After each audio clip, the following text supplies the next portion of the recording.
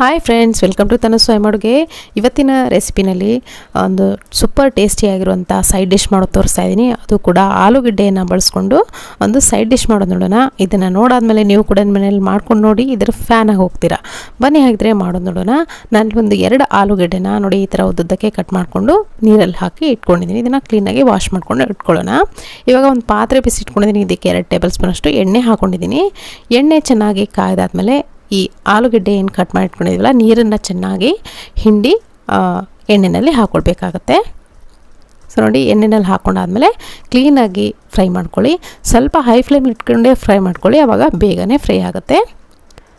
Just ನೀರು ಅಂಶ ಏನಿರುತ್ತೆ ನೋಡಿ ಅದೆಲ್ಲ ಹೋಗೋವರೆಗೂ ಹೈ ಫ್ಲೇಮಲ್ಲಿ ಇಟ್ಕೊಂಡು ಫ್ರೈ ಮಾಡಿ ಆದಮೇಲೆ ನಾನಿಲ್ಲಿ ಮೀಡಿಯಮ್ ಫ್ಲೇಮಲ್ಲಿ ಇಟ್ಕೊಂಡು ಉಪ್ಪನ್ನು ಹಾಕ್ಕೊಳ್ತಾ ಇದ್ದೀನಿ. ರುಚಿಗೆ ಎಷ್ಟು ಬೇಕಷ್ಟು ನೋಡಿಕೊಂಡು ಉಪ್ಪನ್ನು ಸೇರಿಸ್ಕೊಳ್ಳಿ. ಹಾಗೆಯೇ ಅರಿಶಿನ ಪುಡಿ ಕೂಡ ಅರ್ಧ ಟೀ ಸ್ಪೂನಷ್ಟು ಹಾಕ್ಕೊಳ್ತಿದ್ದೀನಿ. ಈ ರೆಸಿಪಿನ ಒಂದ್ಸರಿ ನೀವು ಕೂಡ ನಿಮ್ಮ ಮನೇಲಿ ಟ್ರೈ ಮಾಡಿ ನೋಡಿ. ನೀವು ಪದೇ ಪದೇ ಇದನ್ನು ಅನ್ನ ಸಾಂಬಾರು ಜೊತೆ, ಅನ್ನ ರಸಮ್ ಜೊತೆ ಸೈಡ್ ಡಿಶ್ ಆಗಿ ಖಂಡಿತವಾಗ್ಲೂ ಇದನ್ನು ಮಾಡೇ ಮಾಡ್ತೀರಾ. ನೆನಪಿಸ್ಕೊಂಡು ಮಾಡ್ತೀರಾ. ಅಷ್ಟು ಚೆನ್ನಾಗಿರುತ್ತೆ ಟೇಸ್ಟು. ನೋಡಿ, ಇವಾಗ ನಿಮ್ಗೆ ಗೊತ್ತಾಗ್ತಿದೆ ನೋಡ್ತಿರ್ಬೇಕಾದ್ರೆ ಆಲೂಗಡ್ಡೆ ಸ್ವಲ್ಪ ಚೆನ್ನಾಗಿ ಇವಾಗ ಒಂದು 70 to 80% ಬೆಂದಿದೆ ಅಂತ.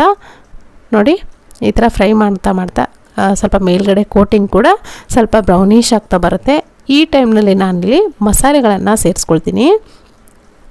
ಈ ಥರ ಪೂರ್ತಿಯಾಗಿ ಫ್ರೈ ಆದಮೇಲೆ ನೀವು ಮಸಾಲೆಗಳನ್ನ ಸೇರಿಸ್ಕೊಳ್ಬೇಕಾಗತ್ತೆ.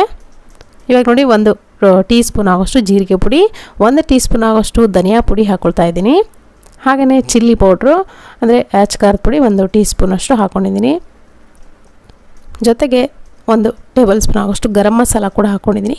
ಆಮೇಲೆ ಚಾಟ್ ಮಸಾಲ 1 ಚಿಟಿಕೆಯಷ್ಟು ಕೈಯಿಂದ ಮೇಲ್ಗಡೆ ಹಾಕ್ಕೊಂಡಿದ್ದೀನಿ. ಇವಾಗ ಕ್ಲೀನಾಗಿ ಮಿಕ್ಸ್ ಮಾಡ್ಕೊಳ್ಳಿ. ಎಲ್ಲವನ್ನು ಲೋ ಫ್ಲೇಮ್ ಇಟ್ಕೊಂಡು ಮಿಕ್ಸ್ ಮಾಡ್ಕೊಳ್ಳಿ, ಯಾಕಂದರೆ ಮಸಾಲೆ ಹಾಕಿರೋದ್ರಿಂದ ಸೀದು ಹೋಗುವಂಥ ಚಾನ್ಸಸ್ ಇರುತ್ತೆ.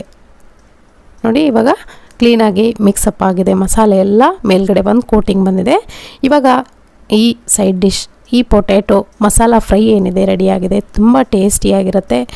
ನಾನಿಲ್ಲಿ ಇವತ್ತು ಇದನ್ನು ಅನ್ನ ಸಾಂಬಾರು ಜೊತೆಗೆ ಸೈಡ್ ಡಿಶ್ ಆಗಿ ಸರ್ವ್ ಮಾಡ್ಕೊಳ್ತಾ ಇದ್ದೀನಿ. ಕೊನೆಯದಾಗಿ ಸ್ವಲ್ಪ ಕೊತ್ತಂಬರಿ ಸೊಪ್ಪನ್ನು ಕೂಡ ಹಾಕ್ಕೊಂಡು ಇದನ್ನು ಒಂದು ಪ್ಲೇಟ್ಗೆ ಸರ್ವ್ ಮಾಡಿಕೊಂಡ್ರೆ ಆಯಿತು. ಇದನ್ನು ಅನ್ನ ಸಾಂಬಾರು ಜೊತೆ ನೀವು ರುಚಿಯಾಗಿ ಸವಿಬೋದು. ಅಷ್ಟು ಚೆನ್ನಾಗಿರುತ್ತೆ ಟೇಸ್ಟು. ಮಕ್ಕಳಿಗಂತೂ ಇದನ್ನು ಹಾಗೇ ತಿಂತಾರೆ. ಸ್ವಲ್ಪ ಖಾರದ ಪ್ರಮಾಣವನ್ನು ಸ್ವಲ್ಪ ಕಡಿಮೆ ಮಾಡಿ ಮಕ್ಕಳಿಗೆ ಕೊಟ್ಟರೆ ಹೆಲ್ತ್ಗೂ ಕೂಡ ಒಳ್ಳೆಯದು. ಆಲೂಗಡ್ಡೆ ತಿನ್ನೋದ್ರಿಂದ ಈ ಥರ ಫ್ರೈ ಮಾಡಿಕೊಟ್ರಂತೂ ತುಂಬ ಇಷ್ಟಪಡ್ತಾರೆ. ಹೊರಗಡೆ ಫಿಂಗರ್ ಚಿಪ್ಸ್, ಫಿಂಗರ್ ಫ್ರೈ ತಿನ್ನೋಕ್ಕಿಂತ ಮನೆಯಲ್ಲಿ ಈ ಥರ ಹೆಲ್ದಿಯಾಗಿ ಮಕ್ಕಳಿಗೆ ಮಾಡಿಕೊಡಿ ಅಂತ ಕೇಳ್ಕೊಳ್ತಾ ಬನ್ನಿ. ಇವಾಗ ಮತ್ತೊಂದು ಇದೇ ಥರ 5 ನಿಮಿಷದಲ್ಲಿ ಮಾಡುವಂಥ ಈಸಿಯಾಗಿರುವಂಥ ಸೈಡ್ ಡಿಶ್ ಮಾಡೋದು ನೋಡೋಣ. ಇದು ಕೂಡ ಅಷ್ಟೇ ತುಂಬಾ ಚೆನ್ನಾಗಿರುತ್ತೆ.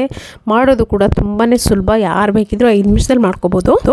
ನೋಡಿ, ಆಲೂಗಡ್ಡೆ 3 ಆಲೂಗಡ್ಡೆ ಮೀಡಿಯಂ ಸೈಜ್ದು ಬೇಯಿಸ್ಕೊಂಡು ಈ ಥರ ಕಟ್ ಮಾಡ್ಕೊಂಡು ಇಟ್ಕೊಂಡಿದ್ದೀನಿ. ಇವಾಗ ಮಾಡೋದು ನೋಡೋಣ. ನಾನು ಒಂದು ಪ್ಯಾನ್ ಬೇಯಿಸಿ ಇಟ್ಕೊಂಡಿದ್ದೀನಿ. ಇದಕ್ಕೆ 1 ಟೇಬಲ್ ಸ್ಪೂನ್ ಆಗೋಷ್ಟು ಎಣ್ಣೆಯನ್ನು ಹಾಕೊಳ್ತಾ ಇದ್ದೀನಿ.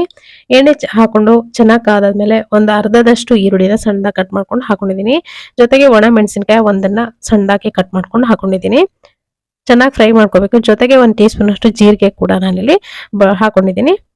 ಜೀರಿಗೆ ಹಾಕೊಂಡು ಇದನ್ನ ಚೆನ್ನಾಗಿ ಫ್ರೈ ಮಾಡ್ಕೋಬೇಕು ಎಲ್ಲವನ್ನು ಸೇರಿ. ನೋಡಿ, ಈ ಎಲ್ಲ ಇಂಗ್ರೀಡಿಯೆಂಟ್ಸ್ನು ಮೀಡಿಯಂ ಲೋ ಫ್ಲೇಮ್ ಇಟ್ಕೊಂಡೇ ನೀವು ಹಾಕೋಬೇಕಾಗತ್ತೆ.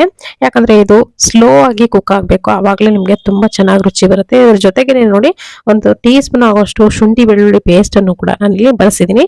ಶುಂಠಿ ಬೆಳ್ಳುಳ್ಳಿ ಪೇಸ್ಟ್ ಅನ್ನು ಕೂಡ ಹಾಕಿ ಇದ್ರ ಜೊತೆಗೆ ಫ್ರೈ ಮಾಡ್ಕೋಬೇಕು. ಹಸಿ ವಾಸನೆ ಏನಿದೆ ನೋಡಿ ಶುಂಠಿ ಬೆಳ್ಳುಳ್ಳಿದು ಅದೆಲ್ಲವೂ ಹೋಗೋವರೆಗೂ ಮೀಡಿಯಂ ಲೋ ಫ್ಲೇಮ್ ಇಟ್ಕೊಂಡು ಫ್ರೈ ಮಾಡ್ಕೋಬೇಕು. ಈರುಳ್ಳಿ ಪೂರ್ತಿಯಾಗಿ ಕಂದು ಬಣ್ಣಕ್ಕೆ ಬರಬೇಕು ಅಥವಾ ಪೂರ್ತಿ ಟ್ರಾನ್ಸ್ಪರೆಂಟ್ ಆಗೋವರೆಗೂ ಫ್ರೈ ಮಾಡಬೇಕಾಗುತ್ತೆ. ನೀವು ಹೈ ಫ್ಲೇಮ್ ಇಟ್ಕೊಂಡ್ರೆ ಇದನ್ನ ಫ್ರೈ ಮಾಡಿದ್ರೆ ಮೆಣಸಿನಕಾಯಿ ಕೂಡ ಸೀದೋಗುತ್ತೆ, ಹಾಗೆ ಜೀರಿಗೆ ಕೂಡ ಸೀದೋಗುತ್ತೆ. ಅದು ಸ್ಲೋ ಕುಕ್ ಆದ್ರೆ ಟೇಸ್ಟ್ ತುಂಬಾ ಚೆನ್ನಾಗಿ ಬರುತ್ತೆ. ಇವಾಗ ಮಸಾಲೆ ಹಾಕೋಣ. 1 ಟೀ ಸ್ಪೂನ್ ಅಷ್ಟು ಜೀರಿಗೆ ಪುಡಿ ಹಾಕೊಂಡಿದ್ದೀನಿ. 2 ಟೀ ಸ್ಪೂನ್ ಆಗೋಷ್ಟು ಗರಂ ಮಸಾಲ ಹಾಕೊಂಡಿದ್ದೀನಿ. ಜೊತೆಗೆ ಪೆಪ್ಪರ್ ಪೌಡರ್ 1 ಟೀ ಸ್ಪೂನ್ ಅಷ್ಟು, ಅಚ್ಚಕಾರದ ಪುಡಿ ಕೂಡ 2 ಟೀ ಸ್ಪೂನ್ ಅಷ್ಟು ಹಾಕೊಂಡಿದ್ದೀನಿ. ಉಪ್ಪು ರುಚಿಗೆ ಎಷ್ಟು ಬೇಕಷ್ಟು ನೋಡ್ಕೊಂಡು ನೀವು ಹಾಕೋಬೇಕಾಗುತ್ತೆ. ನಿಮ್ಮ ರುಚಿಗೆ ಅನುಗುಣವಾಗಿ ನೀವು ಎಷ್ಟು ಆಲೂಗಡ್ಡೆ ಬಳಸಿದ್ರೆ ಅನ್ನೋದನ್ನ ನೋಡ್ಕೊಂಡು ಉಪ್ಪನ್ನ ಸೇರಿಸ್ಕೊಳ್ಳಿ. ಖಾರ ಕೂಡ ಅಷ್ಟೇ ನಿಮ್ಗೆ ಬೇಕಾದಷ್ಟು ನೀವು ಹಾಕೋಬೇಕಾಗುತ್ತೆ. ಎಣ್ಣೆಯಲ್ಲಿ ಈ ತರ ಒಣ ಮಸಾಲೆಗಳನ್ನ ಹಾಕೊಂಡು ಫ್ರೈ ಮಾಡಿದ್ರೆ ಅದರ ರುಚಿನೇ ಬೇರೆ ಬರುತ್ತೆ. ತುಂಬಾ ಚೆನ್ನಾಗಿರುತ್ತೆ. ಒಂದ್ಸರಿ ಟ್ರೈ ಮಾಡಿ ನೋಡಿ. ನೀವು ಕರಿಬೇವನ್ನ ಹಾಕೊಳ್ತಾ ಇದ್ದೀನಿ. 1 ಎಸಳಷ್ಟು ಕರಿಬೇವು ಹಾಕೊಂಡಿದ್ದೀನಿ. ನೀವು ಕರಿಬೇವು ಜಾಸ್ತಿ ಇಷ್ಟ ತಿನ್ನೋಕೆ ಅನ್ನೋರು ಜಾಸ್ತಿ ಕೂಡ ಹಾಕೋಬಹುದು. ಇವಾಗ ಬೇಯಿಸಿ ಕಟ್ ಮಾಡಿ ಇಟ್ಕೊಂಡಂತ ಆಲೂಗಡ್ಡೆ ಜೊತೆಗೆ ನಾನಲ್ಲಿ ಕೊತ್ತಂಬರಿ ಸೊಪ್ಪನ್ನು ಇವಾಗಲೇ ಹಾಕೊಳ್ತಾ ಇದ್ದೀನಿ. ಆ ಘಮ ಏನಿದೆ ನೋಡಿ ಕೊತ್ತಂಬರಿ ಸೊಪ್ಪಿಂದು ಅದು ಕೂಡ ಇದರಲ್ಲಿ ಬಿಟ್ಕೊಳುತ್ತೆ. ಚೆನ್ನಾಗಿ ಮಸಾಲೆ ಜೊತೆಗೆ ಮಿಕ್ಸ್ ಮಾಡ್ಕೋಬೇಕು.